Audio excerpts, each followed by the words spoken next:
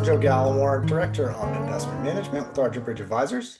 Hope everyone has been having a great spring so far and is ready for summer.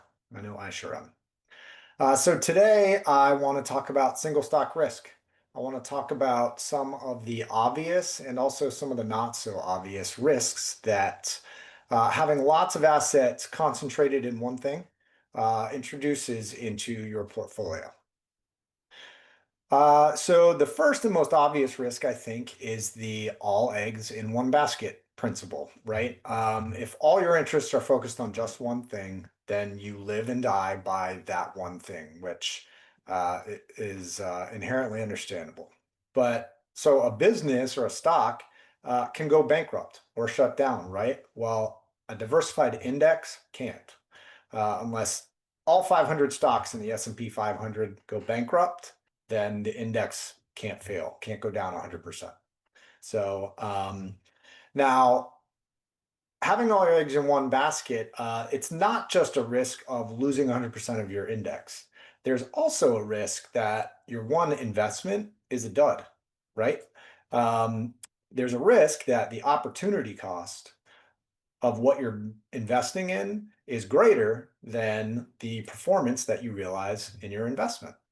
And I'm going to share a chart right now. This is Disney stock. We all know Disney. It's an empire.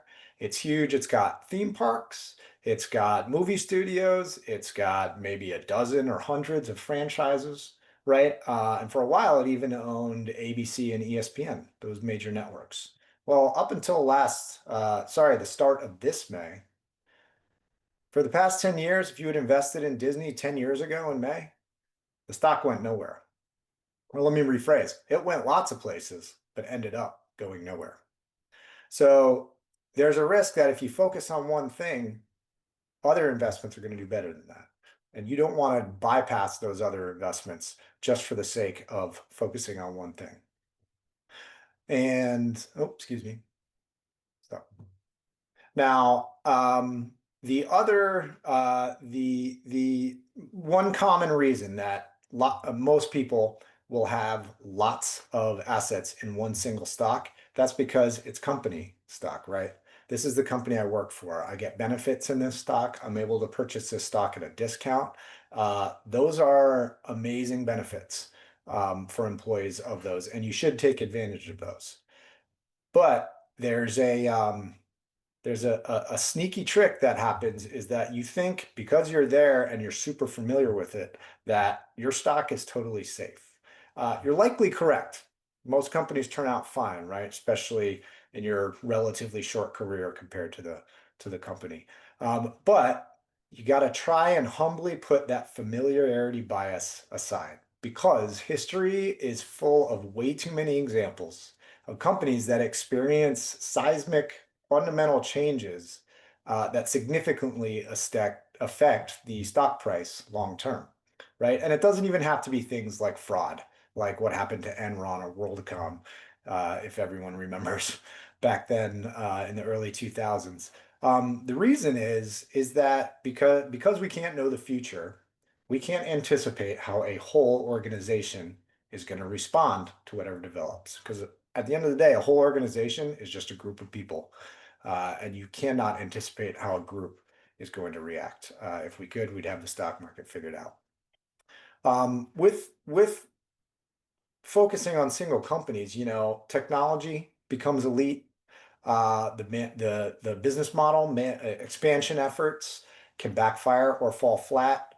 An emerging technology comes and creates an existential threat, and we've seen that happen to whole industries. There's also external threats to business growth. The government contractors, those used to be some of the most stable stocks until the current government started canceling these things en masse, which very few people saw coming. Don't get me started on Tesla. That stock is so volatile because its CEO undermines the stability of the company's forward-looking path. He created the thing, and it takes, a visionary mindset to do that.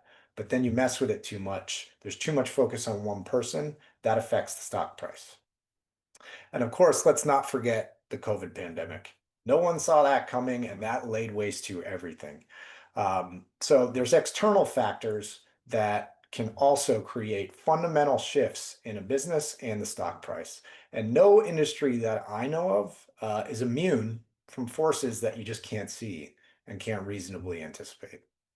So, if you're in that situation, having a strategy to manage exposure, it's an important aspect of keeping lots of what you accumulate.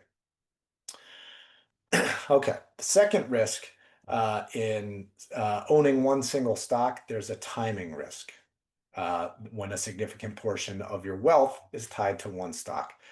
Conventional portfolio math tells us that you want to avoid withdrawing from your assets, if at all possible, when the value of those assets is dipping down. And let's face it, we're not going to be able to anticipate every time we're going to need extra money from our portfolio, even with the best well-laid plans. So and to illustrate this point, June, no, sorry, as of June 6th, there are 187 stocks in the S&P 500 that still have a negative return since the start of 2022. The index is up 32% since then. The purple line is the index here. That recovered after about a year of going down. There are still 187 stocks that still haven't recovered. And if you're focused in one of those stocks, needing money out of the portfolio, out of that asset right now, inhibits its ability to come back and climb higher. Just to illustrate this point, I picked a few blue chips that are stalwarts, Nike, Target, Pfizer, CVS, Disney, again, Comcast, Intel. These are all major, huge companies with significant revenues, but their stock price, due to many macro factors, has not recovered. So the timing risk of having everything in one basket is significant to the longevity of your portfolio. Now I want to look at the anatomy of volatility. And let's try and imagine the experience of going through, living through some volatility. Meta, we all know Meta. If you had invested in Meta 10 years ago, this is what your journey would have looked like, and you would have ended up with a nice, handsome profit, right? But think about what happened along the way. 10 years ago, you invest $10,000. It gets up to 46,500. That's a really nice return. But then over the course of a little over a year, it experienced a 76% drawdown. It gave up 76%, and almost 7 years of appreciation was wiped out. Now, if you're one of the few people who said, well, I invested $10,000 and back at $10,000, few, then good for you. But most people get hung up, they get anchored to the higher dollar amounts. And in their mind, they're now losing $36,000 and coming back down to $10,000. And all of a sudden, what had been a great investment is now a very frustrating one.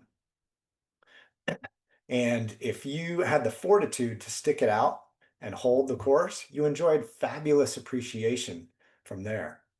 And after about 15 months, you got back to that high point again and then went even higher. But the problem is the unforeseen trap in price movements like this is that they stir up emotions. They goad you into making emotional decisions. Does seeing a stock decline like this, does that just make you want to bail? Right? Does it trick you into believing that, oh, something about the company's changed? This is a totally different stock than what I bought. I got to get out of it. And then you recover and you start thinking, okay, well, I can cut my losses. I was at 10,000. I got to 10,000 again. Now I'm up to 25. I'm just going to get out of it. Emotions start to interfere with the whole thesis of why you bought a stock. And significant drawdowns like this, those really play games with your emotional decision making. And if you think Meta is a unique case, sorry, think again. These are the Magnificent Seven stocks, and each one of them in just the past 5 years have experienced substantial drawdowns. I apologize that the numbers written in here are a little muddy, but you can see where there's lines fall. Here's minus 30%, minus 60%, minus 90%. Each one, the best performing Mag 7 stock, only went down by a whole third in the past 5 years. These numbers are minus 37, minus 44, minus 56. So you see my point here is that no stock is immune from substantial drawdowns. And if you don't have time on your side, or if you don't have the fortitude to stick it out emotionally, that could lead to some tricky situations. Now, I want to bring us to the most important chart of this month's episode. These are all the stocks in the S&P 500. This orange diamond is the S&P 500 altogether. On the x-axis, we have the volatility measure, and on the y-axis, we have the return it gives you.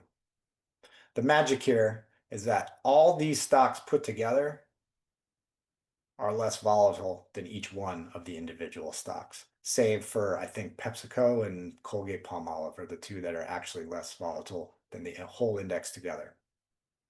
Now, this is the magic of a diversification right here. And this is the way it is because all these stocks don't move the same way at the same time. And the same is true of a diversified portfolio. So owning any one of these, you can almost be sure to experience way more volatility than the index, and hopefully you end up above this line because many of them ended up below the line.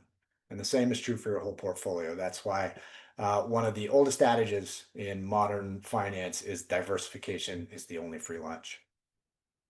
So everyone, I hope this helped give you a better understanding of why putting all your eggs in one basket is precarious for many different reasons, and it'll save you from a much more dire emotional roller coaster ride along the way, because they're called risk assets for a reason. They come with risk, right? And that's the only sure thing you can count on is that you're going to experience risk. So if you have any questions or want to follow up with us at all about this topic, please reach out to us. And be sure to like this video and subscribe to our YouTube channel. Take care, everyone. Bye.